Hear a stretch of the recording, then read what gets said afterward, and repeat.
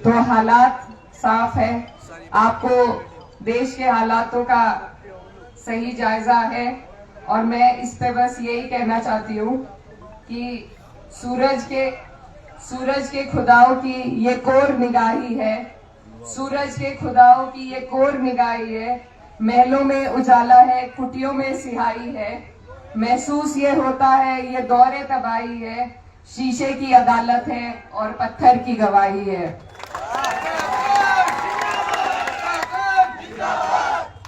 तो जो देश में हालात चल रहे हैं और जिस तरीके से सरकार हमारे देश को लेकर चल रही है, आप लोग उससे वाकिफ हैं। और आज जो हम यहाँ इकट्ठा हुए हैं, तो लोकसभा का चुनाव है, मकसद आपके सामने है कि हमें ये तानाशाहों की सरकार को बदलना है। ये सरकार 10 साल से हमारे ऊपर है, हमारे ऊपर काबिज है, न किसी की सुनवाई हुई है, न किसी के लिए कोई काम हुआ है, न कोई योजना बनाई गई है। तो जो व्यवस्था इतनी बिगड़ जाती है, उसमें सुधार लाने के लिए बदलाव लाना जरूरी है। और बदलाव का आपके हमारे पास सिर्फ एक ही माध्यम है, हमारा वोट है। हम सिर्फ अपने वोट से बदला ले सकते हैं।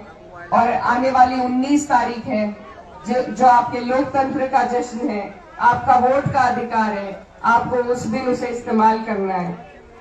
हमारा ये जो जिला है, हमारे जिले ने बहुत ऐतिहासिक परिणाम दिए थे 2022 में। जिले ने यहाँ से भाजपा का सुपड़ा साफ करने का काम किया था। और आज भी हमारे जिले के जितने भी लोग यहाँ पर मौजूद हैं, सबके जहन में, सबके दिल में अभी भी वही बातें हैं, क्योंकि आपका कोई भी कामों का निस्तारण अभी तक हुआ नहीं है। चाहे वो हमारे गन्ने का भुगतान हो या हमारे एमएसपी का दावा हो, आज तक अधूरा है। हमारे 700 किसान भाई शहीद हुए, लेकिन सरकार ने नहीं सुनी। किसानों पर गाड़ी चलाई गई, उन्हें कुचला गया, लेकिन ये सरकार नहीं देगी। आज ये सरकार झूठे वादे देकर हमें बहलाना फुसलाने का काम कर रही है। लेकिन हमने मेरठ की मीटिंग में देखा कि जो हमारे पश्चिम के किसान नेता हैं, बड़े नेता रहे हैं और आज भी हैं, उनको किस तरीके से उनका अपमान किया गया, ये हम नहीं भूल सकते। हमारे मन में आज भी उनके लिए सम्मान है। लेकिन भाजपा ने जिस तरीके से उन्हें दरकिनार करने का मंच पर काम किया, ये आपके सामने है। ये सरकार किसी का हित नहीं चाहती। ये सरकार तो बस हमें आपस में लड़ाकर, कुछ पूंजीपति इनके साथी हैं, उनकी जेबें भरने का काम करना चाहती है और दूसरे हाथ से वही कमाई इलेक्टोरल बॉन्ड के जरिए उनसे ले लेती है। तो ये जो सरकार है, इसका ये कारवां 10 साल तक चल गया। अब अगर आप और हम आज भी ना समझे तो सरकार की गलती नहीं, फिर गलती हमारी है, क्योंकि ये हमारे पास मौका है। ये 5 साल के इंतजार के बाद, 5 साल के पछतावे के बाद ये मौका आता है। और अगर अब भी हम इससे चूक गए तो फिर से 5 साल का पछतावा होगा। हम जब यहाँ मीलों पर धरने देते थे, धरनों पर बैठते थे, तो हमारे बड़े बुजुर्ग सब यही कहते थे कि जब वक्त आएगा तो बताएंगे। आज ये वक्त आपके हमारे सामने है। अगर आज हमने इस वक्त की अहमियत को ना समझा, आपस की छोटी मोटी नाराजगियों से अगर हमने इस सरकार को दोबारा अपने ऊपर हावी होने दिया, तो हम फिर 5 साल के लिए पछताएंगे।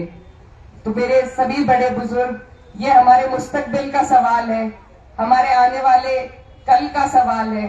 अगर आज हमने इसमें सुधार नहीं किया तो कल को पछतावा होगा। यहाँ से हमारे जो माननीय सांसद जी हैं, उनका कार्यकाल भी आपके समक्ष है। वो डबल इंजन की सरकार के सांसद थे। इतनी ताकत अगर कभी मेरे वालिद साहब को मिली होती तो वो पता नहीं क्या से क्या करते, आप लोग जानते हैं। लेकिन एक सांसद होना अपने आप में कम बात नहीं है।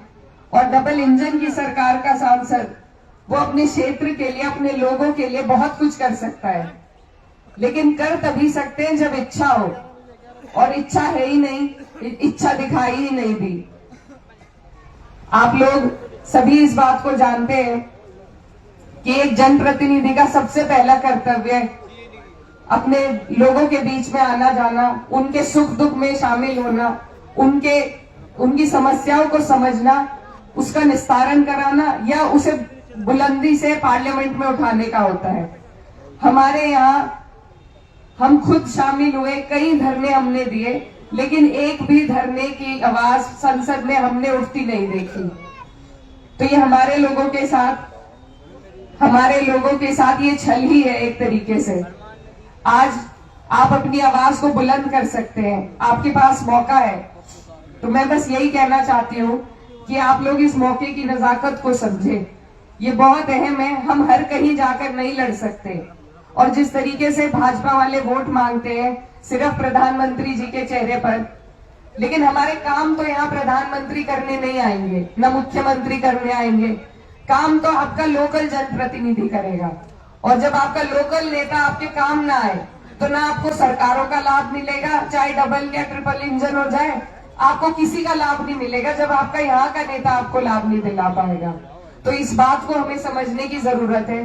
कई लोग बहलाने फुसलाने की कोशिश करते हैं कि भाई सरकार को वोट दे दो। आपके पास भी आएंगे बहुत लोग कि सत्ता में रहो, सत्ता को वोट दो, तभी तो कुछ फायदा मिलेगा।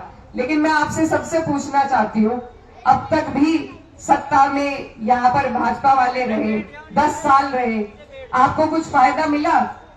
कोई आपके काम आया? तो इसमें सोचने की यही बात है कि सत्ता को वोट देकर फायदा तब है जब आपकी अगुवाई करने वाला आदमी मजबूत हो। तो ये उसी का चुनाव है। हम हर सीट पर जाकर नहीं लड़ सकते, हम सिर्फ अपनी सीट पर लड़ सकते हैं, अपनी सीट पर मजबूती ले सकते हैं। तो हमें अपनी कैराना सीट को ही मजबूत करने का काम करना है। और ये सीट, आप लोग बड़े हैं, आपके सहारे से ही ये मजबूती मिल पाएगी। ये शामली शहर है, मेरे वालिद साहब यहाँ से विधायक भी रहे, सांसद भी रहे, और यहाँ बहुत से चेहरे मैं देख रही हूँ जो मेरे वालिद साहब के साथ ही रहे हैं। आज उनकी कमी महसूस हो रही है, लेकिन आप लोग भी मेरे वालिद समान हैं। और मेरे पिताजी का इतना लगाव था शामली शहर से कि वो ईद की नमाज उन्होंने कभी कैराना नहीं पढ़ी, वो हमेशा शामली आकर अपनों के बीच में ईद की नमाज पढ़ते थे।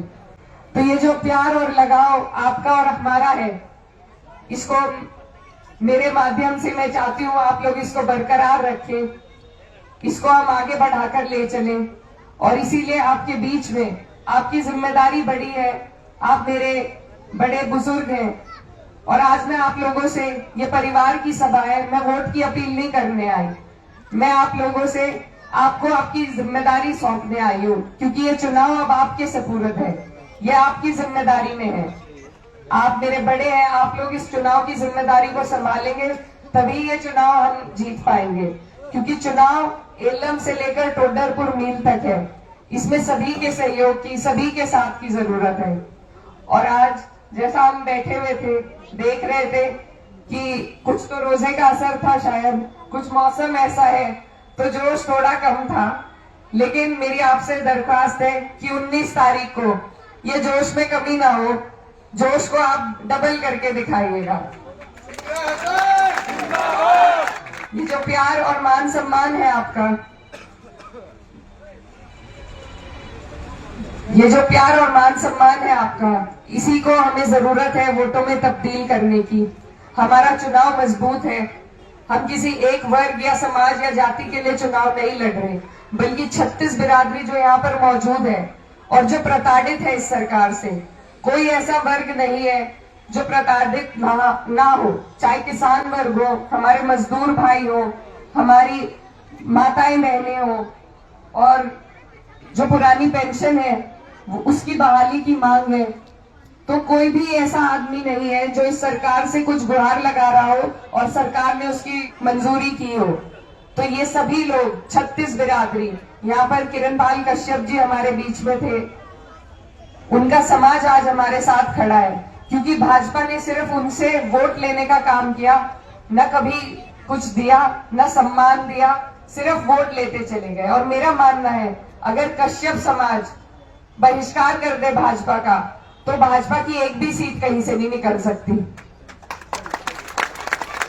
इसी की तरह हमारा सैनी समाज, जिनके साथ इन्हीं के जनप्रतिनिधि दुर्व्यवहार कर रहे हैं, हमारा ठाकुर समाज है, जाट समाज है, पाल समाज है, कोरी समाज है, दलित समाज है, सभी लोग परेशान नजर आ रहे हैं और इस बार एकजुट हो रहे हैं, क्योंकि काट की हांडी बार बार नहीं चढ़ती। बंटवारे की बातें हो चुकी, खत्म हो चुकी।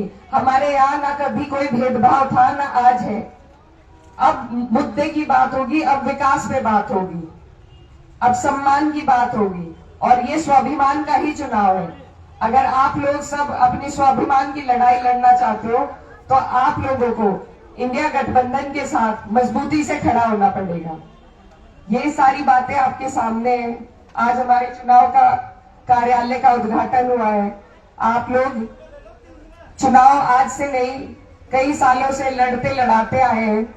मुझे आपको बताने की जरूरत नहीं कि कैसे करना है, लेकिन क्योंकि रमजान है, अब फसल का समय आ गया है, तो आप लोग थोड़ा सा टाइम, ये 15-20 दिन का टाइम है, मेरी आपसे यही गुजारिश है कि थोड़ा थोड़ा टाइम आप थोड़ा चुनाव में भी दीजिए, क्योंकि ये हम सबके आने वाले कल का सवाल है। अगर आप लोग अपने अपने वार्ड की, अपनी गली की, अपने मोहल्ले की, अपने गांव की जिम्मेदारी लें और ध्यान दें सबसे ज्यादा वोट परसेंटेज पे। हमारा चुनाव सत्ता के पक्ष से चुनाव है। वो हर हथकंडे आजमाएंगे, वो सारी कोशिशें करेंगे जैसे आज तक करते आए हैं, लेकिन आपको और हमें घबराना नहीं है। हमें हिम्मत से काम लेना है और अपनी मजबूती रखनी है, बूथ की मजबूती रखनी है, बूथ की और वोट की मजबूती रखनी है।